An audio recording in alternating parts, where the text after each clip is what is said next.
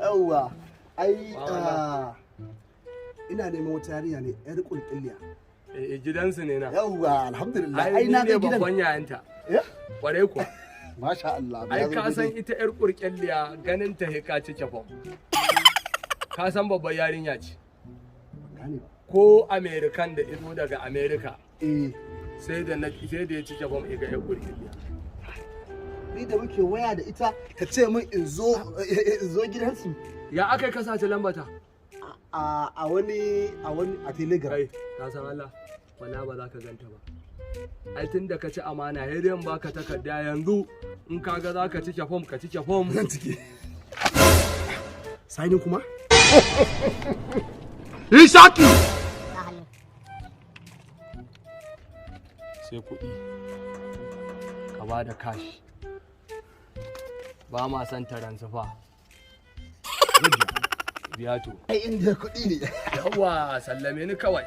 Yawwa yanzu na ji ba da yar kurkilliya kake son gani ba? Turo ta. To yar kurkilliya.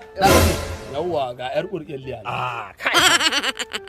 Na wannan ai labari ne. Kamar ya Ni da kai ba mai haka ba wallahi. Ya za ka kawo mun fagal?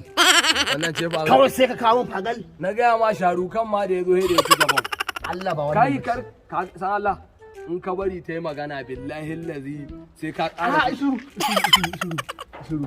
Allah Allah kana ganin ta wasa ko? Ina ni wallahi ka bari ka ce wani abu. Mun kuɗi na. Na fasa wannan. Allah ba ni ba ita bace. Ai kuriyar yayi magana. Wallahi ba ita bace. Kake magana. Allah kake magana. Mun kuɗi na wala. Allah ya rasa.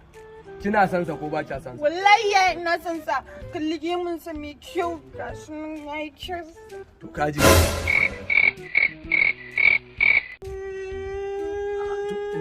Ya akai?